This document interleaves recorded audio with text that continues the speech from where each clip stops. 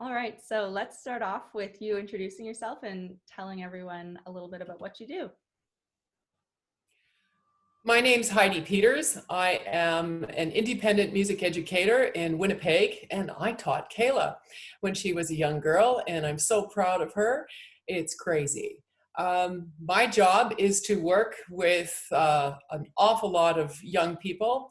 I've traveled extensively through the United States and Canada as an adjudicator, as an examiner, and performer, worked in schools throughout parts of Canada, and done a variety of things. So way too long to list. Anyway, there you go. It's all yours, Kayla. So before we get started on the questions that I have for you today, I Yes. wanted to discuss a couple different topics that you and I have discussed on a regular basis throughout my time with you, but I thought that everyone else would find them pretty interesting as well. So the first thing that I wanted to ask you was your take on thinking outside the box in terms of music careers and what students can do. You're only as limited as your imagination. So I would hope that as a musician, you are really tapping into your creative self and are daydreaming, looking out the window, forget the ADHD kind of concept. That's good. So just dream. What in the world could you possibly do with all the things that you are good at? And that's the extent of the box. It doesn't exist. So there you go. Would you like to proceed? So leading from that, you were talking to me the other day about finding your niche and your unique talent and using it to the best of your ability. Can you give an example of that? Well, it's not your unique talent, as in one talent. You are probably very good at many things, and many things that are probably not measurable. So in education, the common trend is to teach you what is measurable, because then you can put it on a transcript. But that's not necessarily what's really valuable. So if you think about what the world needs, just take a look around you. Read the news. Learn a little bit more than just in your county or your province or your country.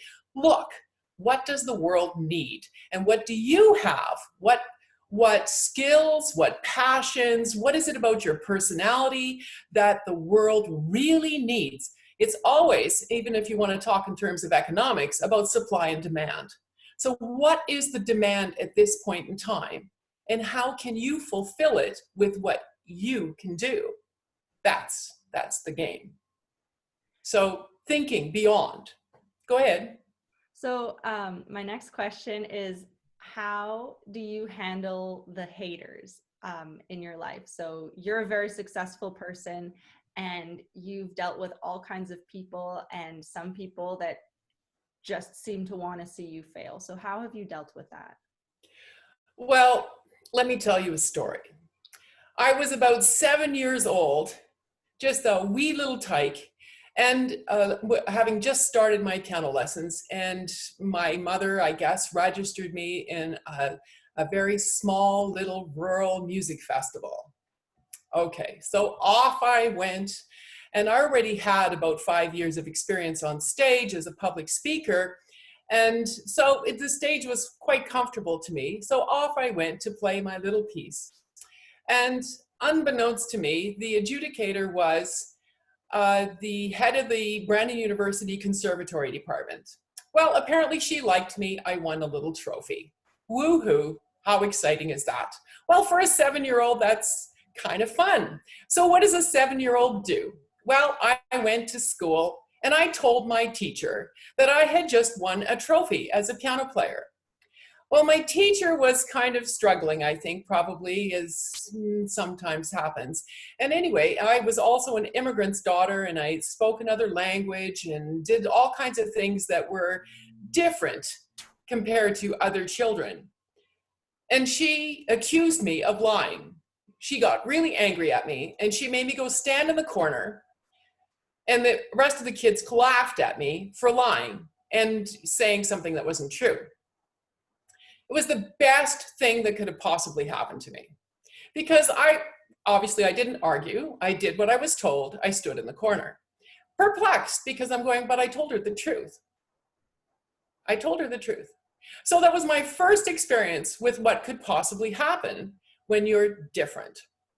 So it's okay. So in the end, I learned that just be yourself. Just go ahead. It didn't stop me from studying music. In fact, I carried on. And years later, well, maybe not that many years later, a few years later after she retired and happened to volunteer at the festival that I was participating in, I had the joy of going to talk to her with a big smile on my face and being able to prove myself. At that point, maybe holding 3 trophies. So, and the certificates and whatever else. At which point she smiled. I was not angry with her. I felt that I needed to prove myself more. So if anything, when somebody says you can't, but you can, don't give up. Be quiet, go do your job and prove it. And I have some examples of people who've actually learned the same thing I have learned. And that is that the word no is the word that you're going to hear more than anything you could possibly imagine. And especially perhaps if you're a woman. I'll give you some classic examples. Yes, I did take notes on this because I know there are some really good examples. In Canada, there's a woman by the name of Dr. Donna Strickland. She is a physics professor in Waterloo, and she won the Nobel Prize in Physics in 2018. Do you know she was only the 3rd woman to be awarded a Nobel Prize in Physics? You know who the first one was? Madame Curie. Okay? So there are only 3 women. And guess what she said when she was interviewed on national TV with regards to her award? Everybody said no, it couldn't be done. You know what she discovered and what she worked on? Laser technology. Another person, Maya Angelou. If you haven't read the poetry by Maya Angelou, I would recommend you do. Still, I rise. So there are lots of times when there are doors closed. Just figure out another way. Don't get mad. It's fine. Another one that might be of interest to you is Madonna. There's a really good speech. It's on YouTube. It's the Billboard Women of the, she was named, let me try talking again. I don't talk very well, you see. She was named the Billboard Woman in Music in 2016. And she talks about all the people that ripped her to shreds and did such a successful job that she couldn't actually even be played on radio. I'll let you watch that video because that's also another one. Do you really think it destroyed her? She's fine. Somebody else who's been ripped to shreds a lot is Margaret Atwood, by academics of all people. Academics in English, would you believe that? Margaret Atwood. So these people are my heroes. They're keep going, don't stop, it's okay. And just remember that when people don't like you, they probably are either jealous, they don't understand you, or they're threatened by you. So I don't think of them as my enemies. I think I have to work harder to help them understand. So it takes time. Definitely. So you're a very confident person, and all of your students tend to be very confident as well. What do you think is a key for developing that strong sense of confidence? Get over yourself. Okay? Basically, get over yourself. First of all, you have to remember this is if you compete with other people for position, you will struggle always. Okay? It's never a competition with anybody else. If you check out some of the NASA videos or some of the pictures from outer space, if you haven't, do talk to somebody like, yes, you probably can talk to somebody like Colonel Chris Hadfield, but look at what is going on in space. Take a look. I'm just blown away. There's this tiny little dinky dot they call Earth in the midst of this incredible imagery. On that dinky little piece of Earth are all of us, all our countries, all our differences, all our different opinions, everything. You can't see any of us. We're not even ants. So don't worry about who you are. Don't strive for fame or anything else. Just be the best person you can be. And it has nothing to do with, like, what you do is merely, like, anything you give to society is a gift. Anything they give to you is a gift, gratitude. There is no competition in that regard, except with yourself, trying to figure out a way to explain things better to people who don't get it. It's okay. So when you are okay with being wrong a lot, then you also have the privilege of being right. Wow. I don't even know if that exists, but you can be better. So I have great mentors too. My I last. have really great mentors. And do you know what a mentor is? You're my mentor. Oh, darn. Poor you. Okay, the different mentors. Mentors are not people who tell you how wonderful you are all the time. Yes, I've told you I'm proud of you, but they're not always the people that tell you how wonderful you are. They are the people who tell it as it is. They are the truth tellers. I have mentors in my life. I've had them over time. Unfortunately, some of them have died. Maybe more than I care to think about. But they were such a gift to me. They were the ones who said to me, when everybody else said, "Oh, Heidi, you worked way too hard. You know, don't you think you should slow down? What, do I look like I'm ancient or what? I got gray hair. Do I look like I'm ancient?" But they said this to me 20 years ago. So, okay. So, all right. My prof, though, my Dr. Lauren Watson, who was the dean of our school of music and a very good friend later, he would turn around and say, "For heaven's sake, Heidi, work harder." And I said, "Well, you know, but everybody's thinking I should slow down." He says, "Work harder. Work harder because you can. Work harder." I have a mentor now. She's a scientist. She's constantly on my case. She will tell me I am exactly. That's what she tells me when I need to hear it. And she keeps me honest. She keeps me truth telling, and she makes me work harder. That's what mentors do. They don't just tell you how great you are. Leave that to the people who don't like you. So my final discussion topic before we get into the questions is about how you foster a creative and stimulating environment for all of your students, your young ones and your old ones. So why did you approach this as your method of teaching? Like how do you keep this up throughout everything, including like over Zoom or over FaceTime, however you teach now?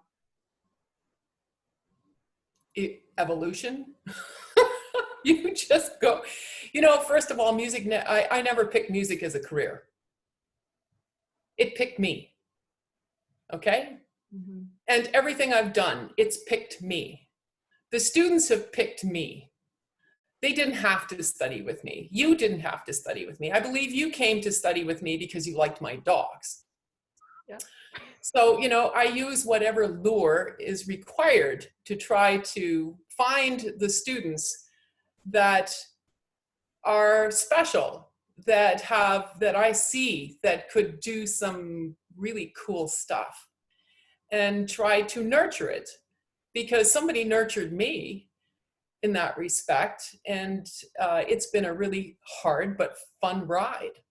So you don't want easy. Never want easy. Leave easy to people who can do easy. You know, do the hard stuff, the brutally hard stuff. That's the fun. So I don't know. I don't know. I just keep going, and the students teach me how to teach them all the time. And I like creativity, so I don't work in a fixed box of, you have to learn 3 pieces, do this, do that, learn these scales, and now you are a masterful organizer of noise.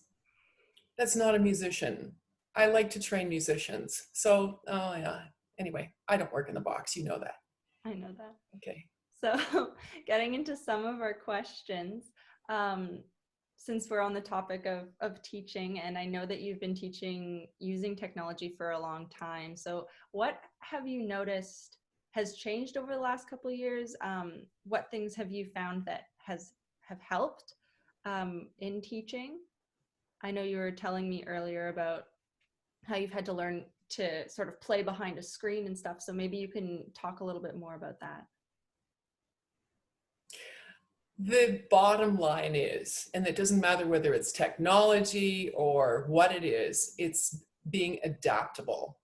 You realize I'm digressing somewhat from your topic, but you realize that I actually had careers that don't exist anymore.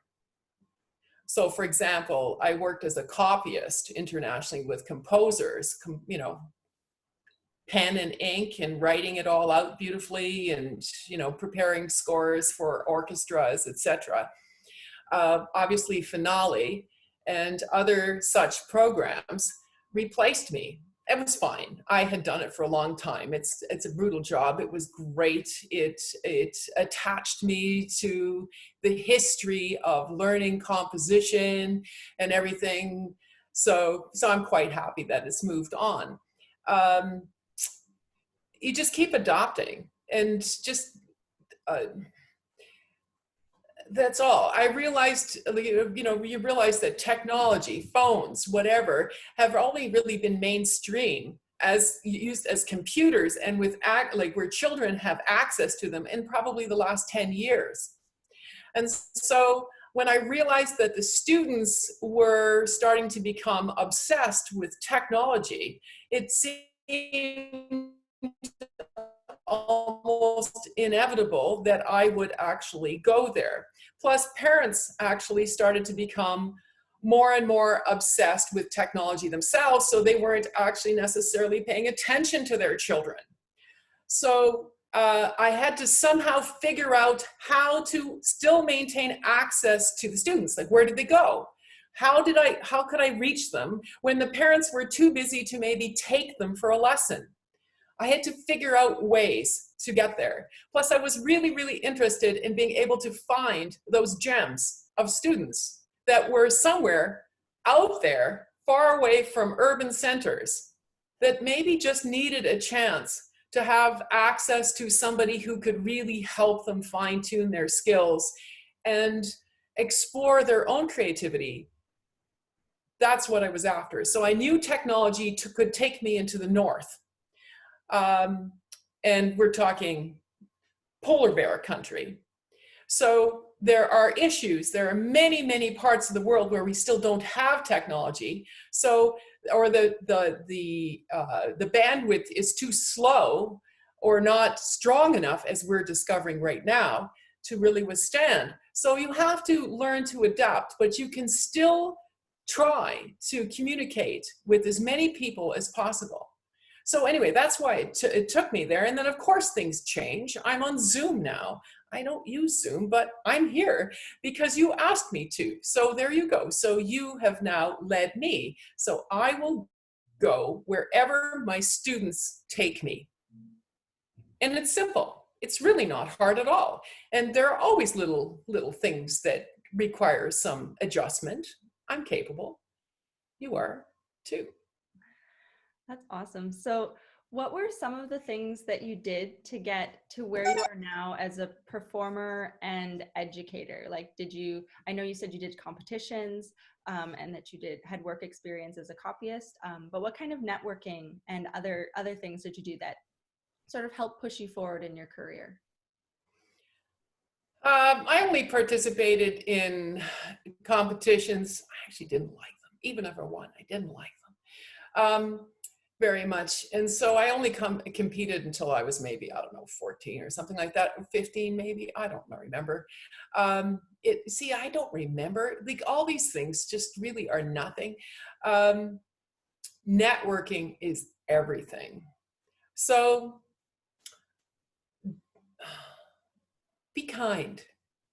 Be kind to people. Even the people. Remember the people who are maybe being miserable to you on social media. Let it go. It's okay. Remember still to be kind. You have to be true to yourself all the time. So networking as a musician, make sure you network outside the field. It is critical. In the field, the people you're going to university with are awesome. That's your base. All the people you know. And it grows and grows and grows. And of course, if you're teaching or performing, then you've got an audience that's bigger, but maybe that audience is going to change and not be so personal anymore. So there are still ways to network. We know there's social media, whatever else. But, for example, you might have to go to the bank someday or some such thing. So you want to make sure that you have the kind of reputation in business that business people respect, financiers respect. If you dabble in things like injury prevention, like I have, you have to make sure that the people in medicine and associated fields respect you. Because even if the people in the field don't respect you, if you're respected by the people that actually are in the field of rehabilitation and et cetera, you're still okay. So, that's the important part, is to gain respect in amongst whatever field it happens to be. So broaden your scope. And plus, those people are your audience. Those people will provide you with students. Those people will hire you. Those people will give you an opportunity to be part of think tanks that will take you in a direction that you didn't think you were going to go. There are many times I've gone to things that I had no idea I was going to go there. I just ended up there because somebody said, "Hey, ask Heidi." Wow. Networking, key. Clearly you're an extremely versatile person. Like, you have connections and experience working in music, but also in business and in a little bit of medicine. So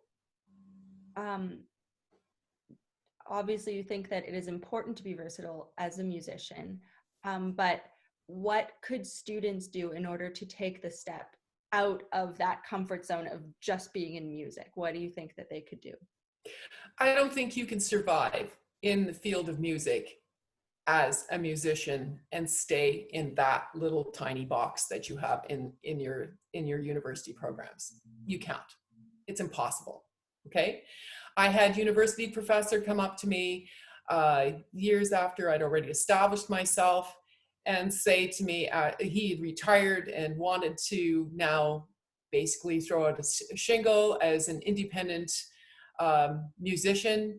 And he came up to me at an event and said, "How do you do this?" And I said, it's all the stuff you never taught us in university.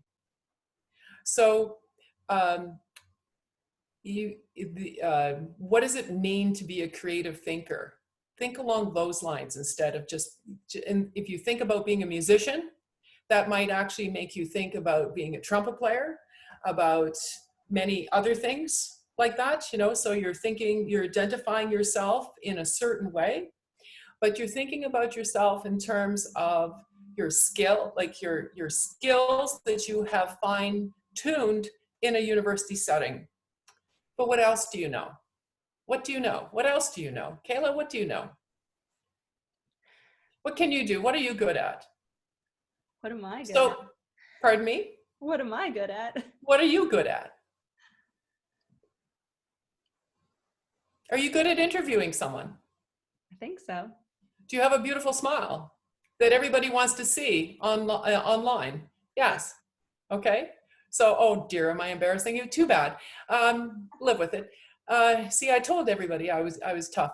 And so, you have to think about what you for the most part, you've got your head on your shoulders, right? You can smile, you can walk through whatever hardships. You're more than a musician, than a trumpet player. You have multiple interests. I know you do. I know you do. I think your family's really important to you, right? So things like, in terms of things that are not measurable, love, hope, passion, creativity, pain, inspiration, connection. Are those measurable? No. No, they're not measurable. And there are all kinds of us that actually think that we need to move that direction. So if you start thinking as a critical thinker, and you know what critical thinking is, right? And so if you think as a critical thinker, like, who am I? What can I do? What do I do? Where's the need? Where am I? When? Why? All of them. I'm missing a couple. Do you know what they are? So you see, there you go. So you think about those, and think about those. You ask those questions of yourself every time you turn around. So, okay, and look, make sure you take the time to not just pay attention to yourself, but pay attention to other people. When I teach a student, it's not about what I know that I'm going to impart upon them.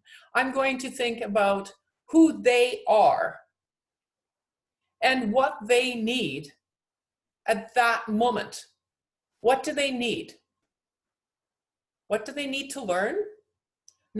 I'm not measuring them. Oh, well, they should be more advanced. They should practice more, all that sort of thing. Oh, and by the way, one of the privileges of working online is that you discover how people live.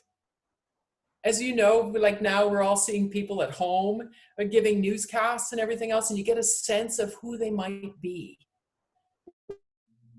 where they live, right? And so you're connecting, and you find out, for example, that the student that hasn't practiced, and that you might have actually thought that you should give them a bit of a lecture to practice more, or maybe the parents are complaining because they're not practicing more. And then you see this derelict piano in a dark space with laundry on it and dim lighting, and when they play it, you can't tell the difference from one pitch to the next. And so they're actually kind of going by feel, and you're thinking, please don't practice. Please don't practice. And you start to understand that student that is struggling is only struggling because they don't have the tools and the opportunity. There is no such thing as an unmusical person anywhere. There, that's my opinion. Oh. So I know you spoke earlier about important female role models in the world, but what sort of challenges have you faced as a woman in your field of work? Well, I think I kind of referenced it already, and that is no. Okay? No, Heidi, no. No. No, Heidi, you don't know that. You don't know that. No, that can't be done. That's always the way. No, we've always done it this way. No. But honest to goodness, as I mentioned, some of these other women, that is common. Yeah. Or so it takes time. You can't expect, even if you happen to have like the best idea ever, it still might not work, because people tend to hate change. So it has to, sometimes we wonder why things don't happen more quickly. It's because there are all these little checkpoints that you have to make in order to make sure that people don't just automatically say yes. That's actually a really good thing. We don't always want people to just say yes. Just imagine if people actually started to ingest Lysol. That's not a good idea. There needs to be a checkpoint. So that's not a good idea, people, just in case you're thinking it is. There have to be checkpoints. And so it's okay when people say no, but people say no a lot. And that's where you have to know who you are, what your purpose is.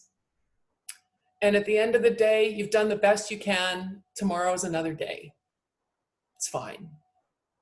So anyway, did I answer that question? Yeah. So what do you feel has helped you the most in pursuing your dreams, whether it be your career dreams or your life dreams?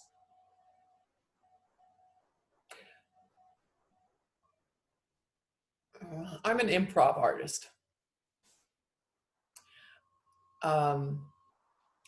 I see things that are cool, that I think are interesting, and there are many of them. The hardest part of that is knowing that you won't be able to do nearly a fraction of what you would like to be able to do, simply because life is not long enough. So I think you're going to have to repeat that question because I just kind of got caught there. Repeat the question for me, please. What has helped you the most in pursuing your dreams? Okay. As I said, the improvisation, that's probably why I'm getting stumped on this question, because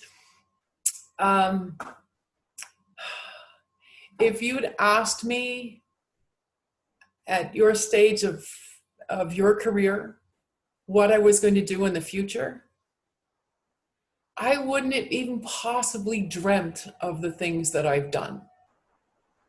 Okay? There were so many cool opportunities that came my way, but I never dreamt them. They just happened. And so I think, and I don't know why they happened. They just did. So, there's a painting back there. See it? A beautiful painting on the wall. It's done by my friend Shirley Elias. Okay, here goes. She's also a concert pianist. I was a collaborative pianist. There is a distinction, I suppose. Piano players play piano, but whatever. But she decided at some point, just things happened, and she ended up being this awesome artist. And so she went from playing piano to being a visual artist. That doesn't mean that she doesn't play piano ever. She still does, but not at the stage that she did before. And we both talked about it and figured out how long it would take us to get our Olympic chops back and that sort of thing. But, she did that. And then the next thing that came along was that she ended up, somebody contacted her, she thought it was spam, and she ended up creating a clothing design. So she's just launched a huge amount of clothing based on art. And then, of course, COVID came along, and now she's got face masks made with art. So if you asked her whether she dreamt about the things that she was going to do earlier in her career, I know for a fact that she also would say the same thing as me. You can't possibly dream some of these things. You can't. Just go with the flow. It's fine. You can tell when things aren't working because you will keep hitting doors that are closed. So don't hit your head against the closed door. Accept it. It's closed. Move on. Look behind you, look around, because there are other opportunities all around you. All you have to do is do a paradigm shift in thought. It's not that hard. Then So, what type of things do you do to challenge yourself every day? I know that you are very active and do a lot of like outdoor activities, and you're playing a lot and you're teaching a lot, but what sort of things do you do to challenge yourself? I try to stay alive. Number one, I try really hard to stay alive.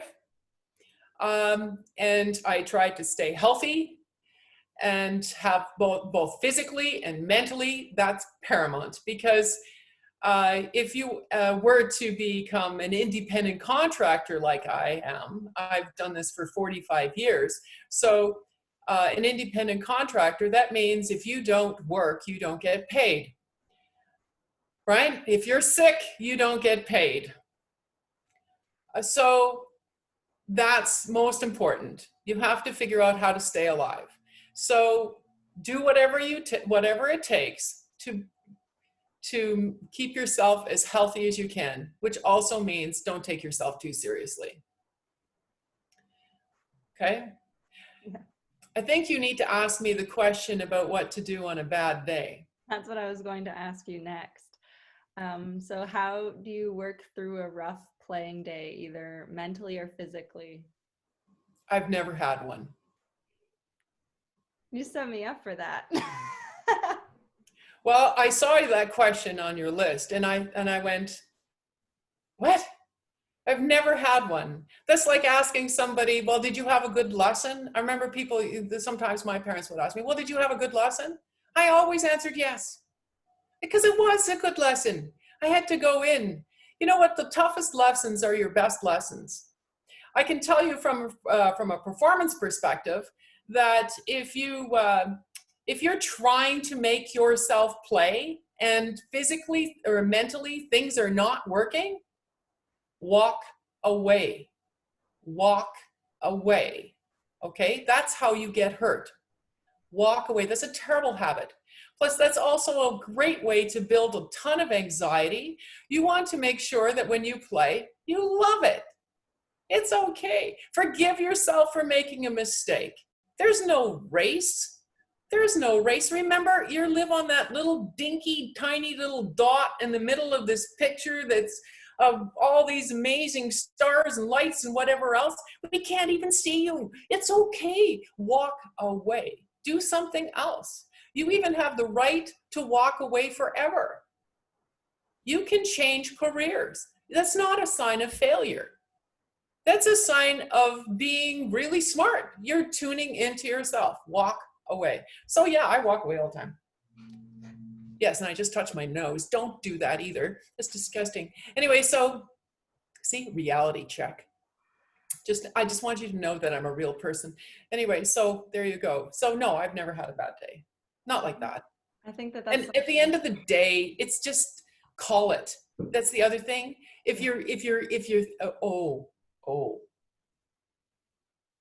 the day you think that you should give it all up, I've had those lots. The day you think, oh, I got to be the worst teacher. Why in the world would anybody even ask me to do this interview? I've thought that. No, I'm serious. But I'm thinking, well, you know, and I go, but it's Kayla. You got to do it. Okay? So it's not a big deal. And if you're feeling too bad, just cry a tear or two, and just walk away. Go get some sleep. Are you sure you've had enough sleep when that happens? Have you fed yourself properly? You know, that's a question I ask my students all the time. When they're struggling with learning, I always say, so did you sleep well last night? What'd you eat? And you know what? Invariably, those two are not secure. Okay? They don't have the appropriate nutrition. They don't have the appropriate rest. That's really, really important. You add, that's a big stressor in itself. You add more stressors to that, and you're playing Russian roulette with your life. Yeah. Life's too short. Enjoy it. Mm-hmm. I think that's super important, that walk away thing, because I definitely know that there have been times where I'm so frustrated about my playing or something, and I just need to put it down and walk away, go for a walk outside, or just change gears for a little bit. Well, you have to understand that, okay, so remember what I said about no, Mm-hmm. and that no, like you have to, that it's actually good that people say no, because you have to have like a balance of checks to make sure that people don't just jump on a bandwagon and say yes when it's a dumb idea, right? Well, the same thing happens for you too. So sometimes when you have great aspirations, you understand in your mind what you want, but it's just not coming together yet. You have to understand what's happening in your brain. Your brain is building pathways all the time. So allow those pathways to include patience, to, like not everything grows fast. I always think of when people feel like they're kind of maybe taking a dive, they're not getting better, they're getting worse. They're not understanding they're out at a plateau. And the plateau in learning is actually a really good spot. That's when you consolidate everything that you've already learned in the past. It needs to happen. Just be patient, go through all the little steps, take your time, walk away. It's okay, just leave it alone, and then all of a sudden watch what happens. And as Maya Angelou says, and still I rise. Wow. So I know that you've done a lot of work sort of in the medicine field and with injury rehabilitation. So can you talk a little bit about that? Like you mentioned after the last question, like if you're not in the right mindset, then it's possible for you to get hurt. That's but right. What sort of things have you noticed about that? I've studied injury prevention. Mm-hmm. Not so much the rehabilitation, actually, that's a whole other game. But I've studied prevention for years, since I was probably about 19. I worked in a library as a summer job one time, picking up gigantic reference books. Actually, I happen to have one. In fact, one I worked on. Ugh!